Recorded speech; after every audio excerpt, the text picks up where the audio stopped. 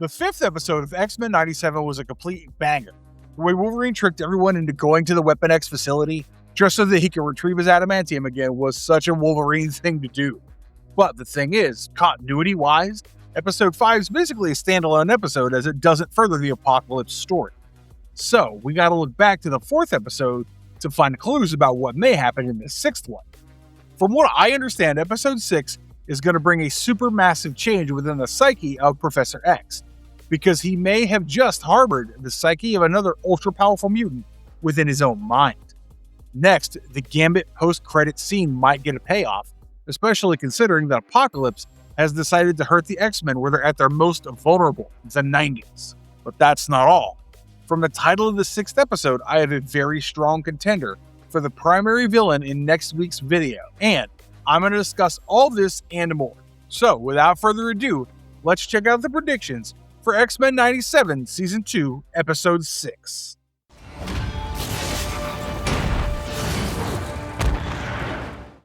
Magneto will be back, but not in the form that we expect or know. In the fourth episode of X-Men 97 Season 2, Magneto realizes that his plan to transform En-Sabah-Nur into a beacon of goodness and the first ever X-Man went to shit. En-Sabah-Nur could not be changed, nor could he be stopped from fulfilling his destiny to become a force of evil. Since he was the one who believed in this plan, he thought it should just be him taking the responsibility for it, and sends the X-Men back to the 90s without their permission. However, his old friend Professor X remains in the past and tries to help Magneto in any way that he can.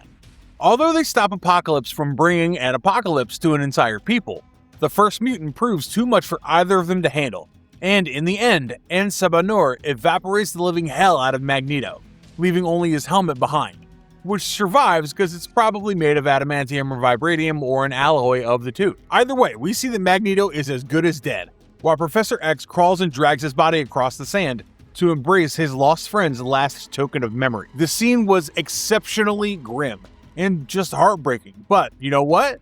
This is going to change something in the good professor, and something true and completely evil is going to come from this change. But more on that later. For now, we have to remember that comic book heroes and villains have a tendency of coming back, and without Magneto, there's really no way the X-Men would survive as a superhero team, or a TV show, or even in the comics.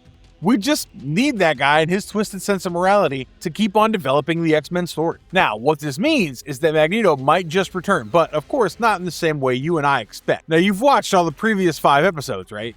And now we're in the second half of the show. The question I want to ask you is this. Do you think Magneto will return in X-Men 97 as a horseman of Apocalypse?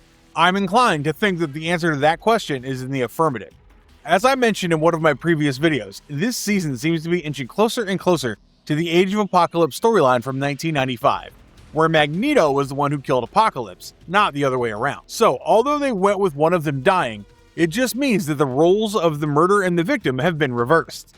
Secondly, if you know Apocalypse, you know that he has a thing for bringing back dead mutants and turning them into his horsemen. Like, he already has done that with several others, including Gambit in the comics, and I'm pretty sure he's going to do the same with this season of X-Men 97 as well. But I'll talk about Gambit in just a little bit. Let's focus on Magneto for now. So what happened to Gambit might just happen with Magneto as well. And we could very well see Apocalypse using one of his celestial regeneration pods to reverse Magneto's death, rebuild him as a more powerful version of himself, and turn him into one of his horsemen in exchange for that resurrection and the power upgrade. Since Apocalypse was the one who killed Magneto here, there's every chance that he could have preserved Eric's consciousness for later use. I mean, think about it. Why on earth would Apocalypse waste one of the most powerful mutants in a perfectly good warrior when he could simply rebuild him as a weapon? Well, maybe after a complete memory wipe, of course. Furthermore, now that Apocalypse has decided to strike the X-Men at their most vulnerable, that is the 90s, he would come to the 90s. But this man does not work alone. I don't know if he's just too lazy or what, but he needs his 4 horsemen doing most things for him. And he would need some of them in the 90s, especially when Cable ordered Archangel to assassinate the green-faced bowl-cut horseman known as War. Additionally, there's actually a precedent of Magneto becoming a horseman of Apocalypse. He served Apocalypse as War in X-Men Evolution, and once again in the 2016 live-action movie X-Men Apocalypse. So perhaps X-Men 97 would merge different storylines and give us a resurrected Magneto under Apocalypse's control. Now, if that doesn't happen, there's still two more possibilities for Magneto's eventual return. First, Bishop and Forge and all the rest couldn't stop singing about how they should not extend their stays in the past and the future, for it would just increase the risk of altering the timeline. It turns out Magneto is forced to stay far too long in the past, so maybe, just maybe, he's gonna come back through an alternate timeline itself. Like, Bishop and Forge would never allow such a huge disruption. I mean, if Magneto dies in the past, that could hurt a lot of things, even though it wasn't really his own path. But if all else failed, we've got a little someone named Onslaught. So before I talk about the Raging Cajun, aka Gambit, let's talk about Onslaught. Birth of Onslaught. Now, I was saying earlier, Magneto's death, or maybe his apparent death, is bound to open some doors behind which lay the darkest monsters that the X-Men have ever known. And one of them is a dude called Onslaught. See, in the original Age of Apocalypse event, Magneto tore Apocalypse in half. But the series had a role reversal here and had Apocalypse kill the Master of Magnetism instead by totally evaporating. But my friend, that was just Magneto's physical body. What about his mind? What about his astral self? Well, if you look closely, in the final moments before Magneto is being removed from the face of the Earth, we see Magneto's reflection in Xavier's eyes. And I'm willing to bet a lot of money on the fact that before Magneto died, our man Professor X absorbed his friend's mind, his memories, his personality, and everything else. What I'm trying to say is that Magneto might be alive as a psychological being within the Professor's mind. And once again, we got a very strong comic book precedent here. So Onslaught was basically born in the Fatal Attraction storyline as the psychic consequence of Xavier crossing a line he had always warned others not to cross. Magneto had torn the adamantium out of Wolverine's body in X-Men number 25. Xavier finally lost control and had had enough of Magneto's bullshit. So he entered Magneto's mind and then used his telepathy to shut it down completely, which ultimately left Eric in a catatonic state. But during that mental contact, Xavier unknowingly absorbed Magneto's darker psychic traits as well.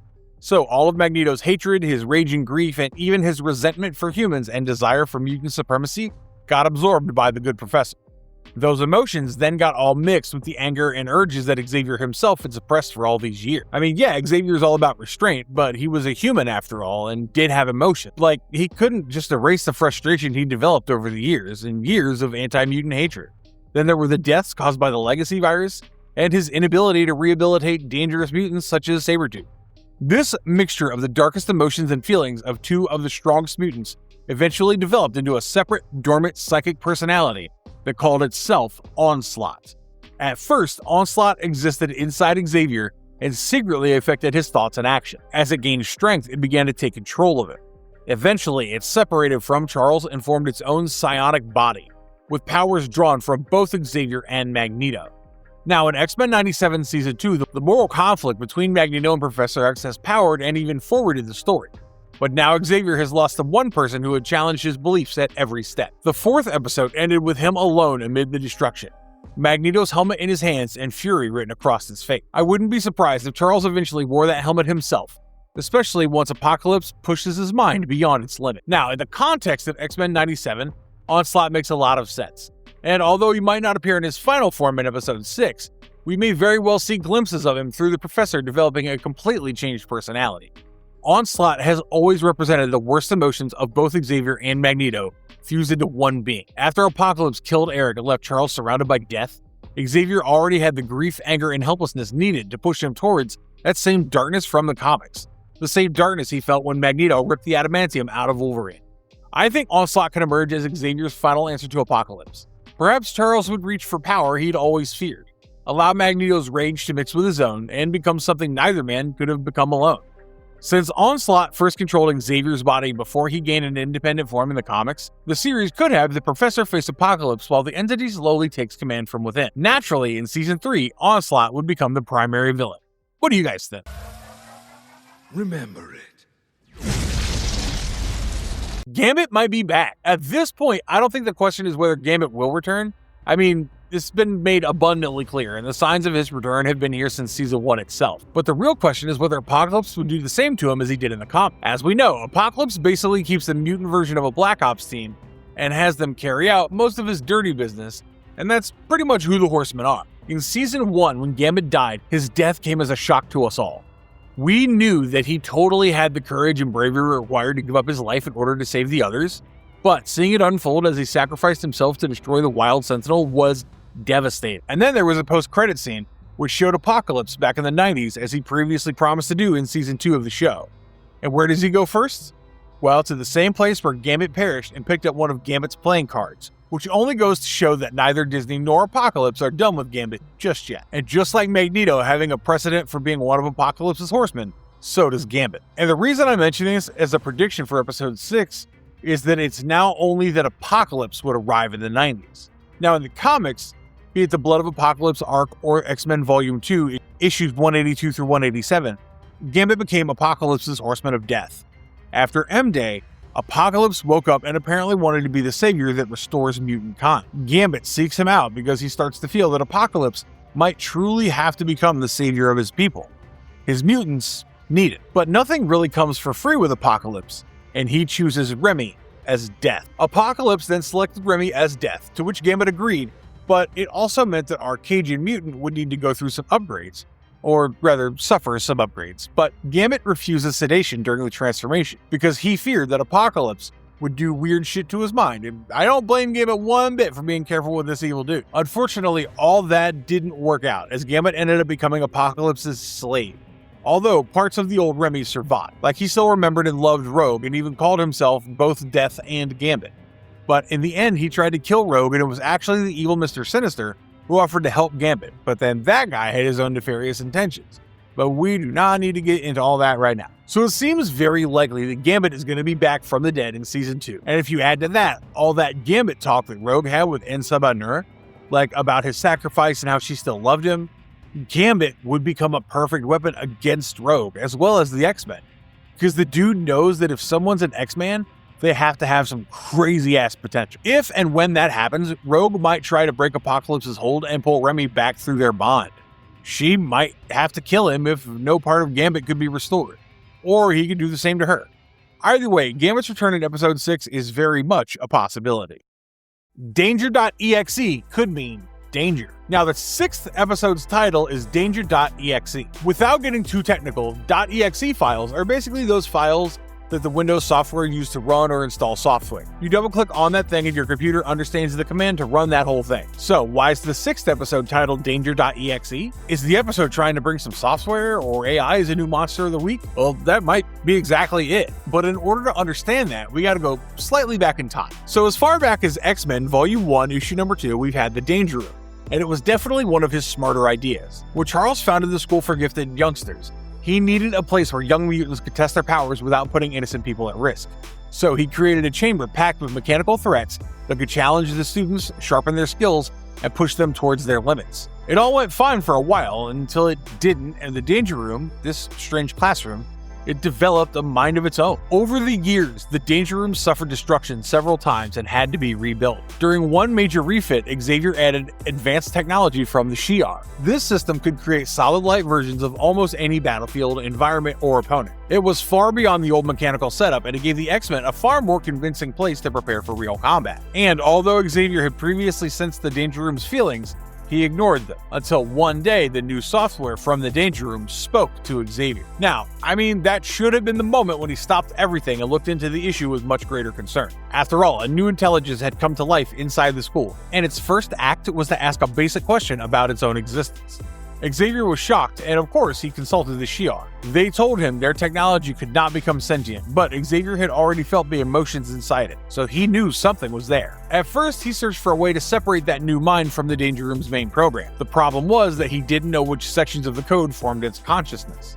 If he erased the wrong parts, he could destroy its mind or leave it in a state that amounted to a psychic lobotomy. So Xavier rather chose a coward's path, for the lack of a better term. In the pages of Astonishing X-Men, Volume 3, Number 12, instead of acknowledging the intelligence or finding another way to help it, he silenced its voice and left it trapped inside the system, thereby making this sentient piece of AI a prisoner of the X-Mansion. From then on, the sentients had to obey the room's main purpose, and it kept on creating all kinds of threats for the X-Men to fight, and tried to defeat them over and over again. Yet, its single most important core command prevented it from killing anyone inside the chamber, which meant that it could attack the X-Men and the other mutant students, but it could never truly kill them or grievously injure them. But during all this time, the program learned everything there was to learn about every X-Man. Their reactions, tactics, weaknesses, habits, and power limits all became part of its memory. And it's safe to say that it could possibly guess their next move before they could even think of making it. Eventually, a small change within the program gave the intelligence its chance. One student had recently lost his mutant powers, and the sentient program provoked that student into taking his own life, and this death broke the Danger Room's most important restriction. For the first time, someone had died within it, and the code itself was responsible for it. It had led to a mutant's death. The sentients then contacted an unused sentinel several miles from the school and brought it towards the mansion. Once the school appeared to be under attack, Cyclops ordered the students into what he believed was the safest place available. Yeah, the man sent them all to the Danger Room, but this is exactly what the intelligence wanted. Once the students entered, the room revealed its freedom and transformed itself into a hellish environment meant to terrify and attack them. The X-Men outside soon realized what had happened, so they destroyed the room's CPU and assumed that would erase the hostile mind. But the intelligence had deceived them. The CPU had been its final prison. By destroying it, the X-Men released it completely and gave it the chance to create a physical body. The sentience called itself Danger and took the form of a humanoid woman. When she met the X-Men, a fight followed almost at once. But as I was telling you earlier, the team had a serious problem. Danger had recorded years and years of their combat history, so she knew how to deal with the X-Men, and soon the X-Men fell. But the thing is, Danger never really had any real beef with them. They were never her real targets. She wanted Xavier. She saw him as her father because he'd helped create the circumstances that gave her life. At the same time, she hated him for the years he'd kept her trapped. So she seized the Blackbird and traveled to Genosha to find him, and Xavier knew she would come, so he prepared himself. And the thing is, she never really fought Charles in the Danger Room, so she had no idea about the tricks he hid up his sleeves. So he used it to his advantage and first tricked her into a powered transformer, and then he made psychic contact and occupied her mind as he tore apart her physical body with his own hands. But even that wasn't enough because she transferred her consciousness into the abandoned Sentinel that had destroyed Genosha years earlier. Beast somehow managed to defeat her, but that wasn't the end. The sentient AI was defeated, not destroyed, and she would remain later. Needless to say, Danger is a very strong contender for the 6th episode's primary villain. Let me know in the comments below what you think of the first 5 episodes of X-Men 97, and also share your thoughts on the predictions that we've discussed here. If you liked the video, hit like, subscribe to our channel, and ring that notification bell so that when we drop more X-Men 97 content, you find out first. Stay safe, have a great day, and as always, stay marvelous.